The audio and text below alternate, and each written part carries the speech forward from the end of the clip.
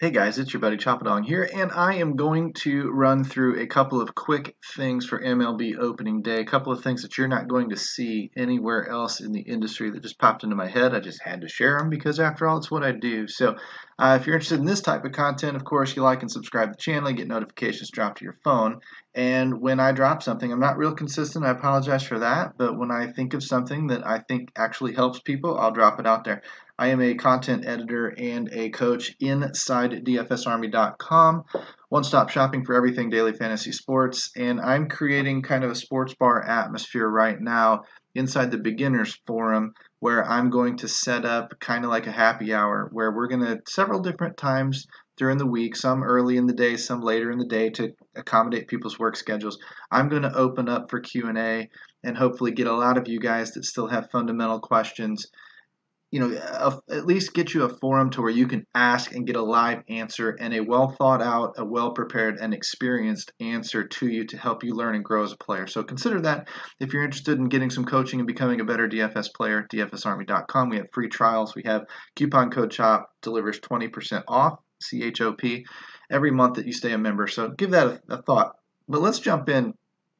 Let's talk a little bit about how you might find where everybody is going these days. Let's be honest, people around the industry are lazy. They want handouts. They want, really, a lot of it stems from a lack of confidence, probably not laziness per se, but people are busy. They don't have a lot of time to dig in, so we've made things very, very easy on them here at DFS Army in creating cheat sheets, letting the gurus do the heavy lifting, cutting down the player pools, trimming the fat, so to speak, and then giving you a quality list from which to pick. Yes, some players are still going to play bad. Some players are going to play good.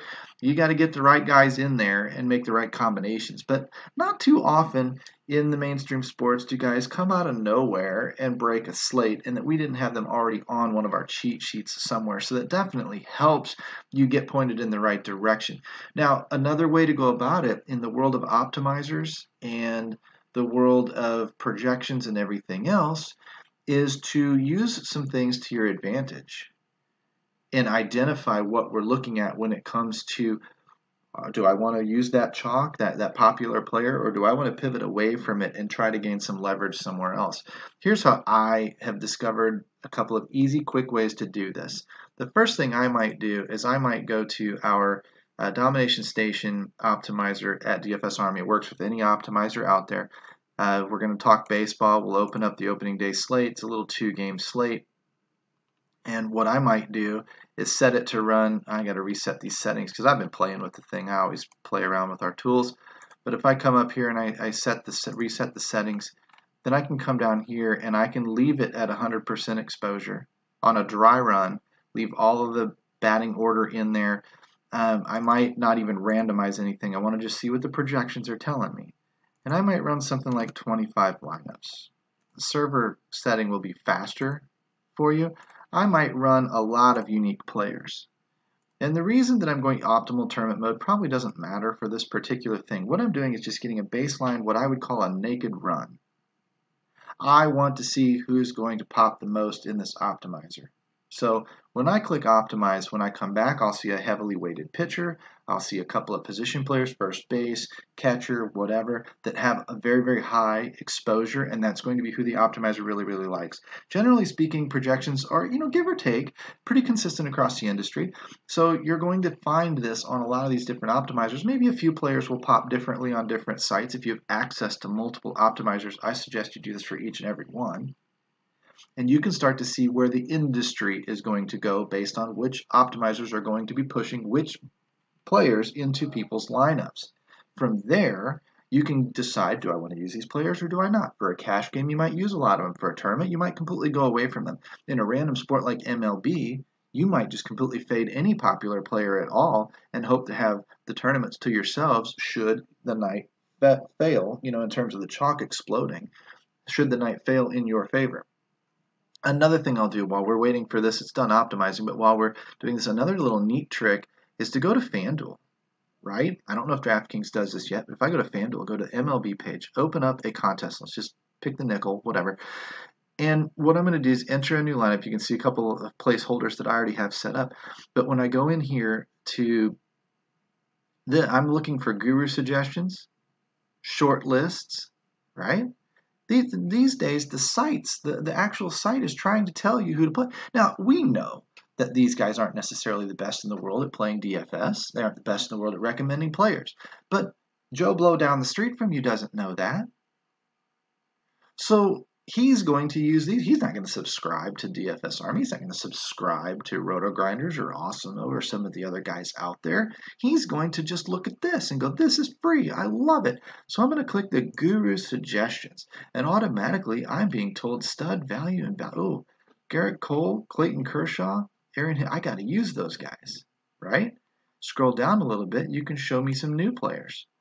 Scherzer, Judge, Soto. Now, on a two-game slate, you're not going to get a lot of variation in these plays. But just on the very first Guru Suggestion, I see a couple of these players recommended. These are going to be guys that are highly, highly used because they're just default recommended to a casual recreational player base. I might even go to short lists and see what that produces for me. It's going to cut out a lot of the fluff probably. Yeah, Slater and in terms of first baseman, catcher, whatever. Third base only gives me a couple of players, best value. Maybe I want to go studs at third base, Justin Turner. So if somebody's wanting to stack Dodgers, you're probably going to include Justin Turner. Studs, probably DJ LeMahieu, whatever. And this on a two-game slate is fairly obvious to those of us that play a lot. But if you use it tomorrow on the Friday slate, you're going to really see what I'm talking about, how it really cycles through a lot of the same players over and over and over again. And that's where the public is going to gravitate. It's one way you can start reading some ownership before your favorite site puts out ownership projections. Like I said first, though, the other way to use this, you just use these tools to set you up. Think like a fish. Think like the average Joe down the street. What's he going to do? Where's he going to get his data? And then see what those places are spitting out.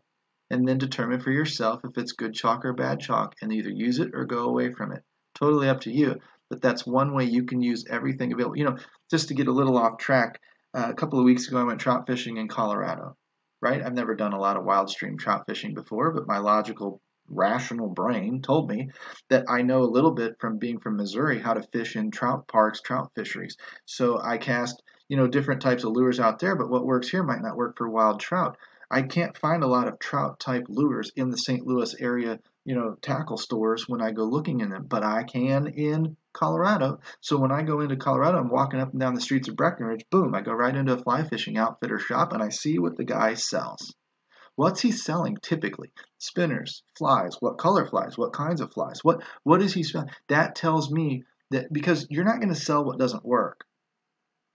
Right? So for me, I'm going to use that research, that logical pathway of finding out what might work. I'm going to buy a few of those and then or see if I've got some of those in my tackle box already, go use those in the trout streams and hopefully be on the right track. This is no different. You're using what other sites are giving out to their recreational player pool. And like I said, we know it's not the highest quality. We know it's not the best, but we know it's what the people are going to use because it's free and it's right there in front of their face.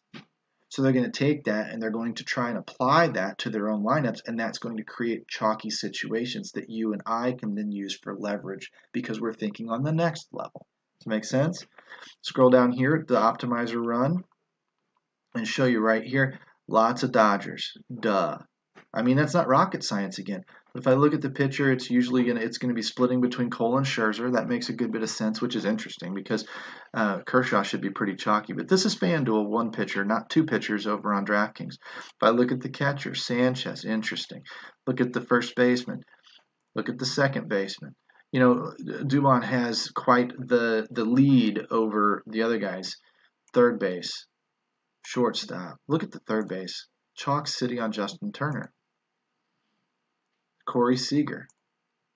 And your outfielders, Dodgers outfielders. Okay, so now we can understand where places are going, what people are going to use, what is going to try to happen, in these optimizers when we start setting these things up. And now we can decide if the chalky stack is going to be Dodgers and the chalky pitcher is going to be Scherzer or, on FanDuel, Scherzer or Cole, then should I probably take Kershaw and then a couple of Dodgers, and then run away with another popular stack? Like say, if I go back to all here, who's showing up next? Well, Giants for value, of course. I wouldn't do those if I used a Kershaw as the third most popular pitcher on FanDuel. I wouldn't use Giants against him, but I might use Nationals.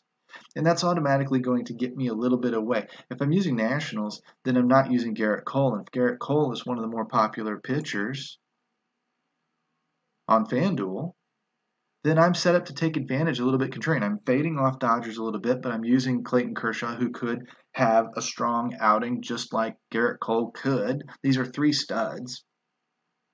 Instead of using the Dodgers stack, I'm using the Nationals stack and going against Garrett Cole and all those people that picked him as a pitcher. So I'm getting a little bit of a double whammy. These are the types of things you can think through on short slates very, very easily. On bigger slates, they become more of a problem, but that also means on the bigger slates, this type of information, this type of research, this type of setting yourself up for your thoughts for the day actually will help really weed through the junk and weed through the trash, because you'll quickly start to see if one team's really popping or one pitcher or whatever, and then you'll really get to quickly make up your mind. Do I agree or do I disagree?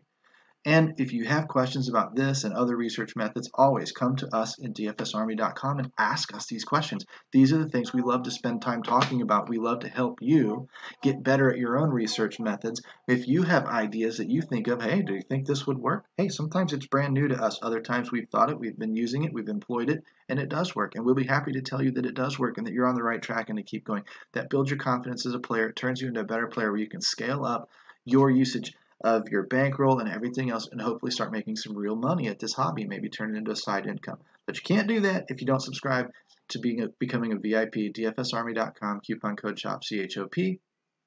Hopefully I see you guys on the inside. Take care.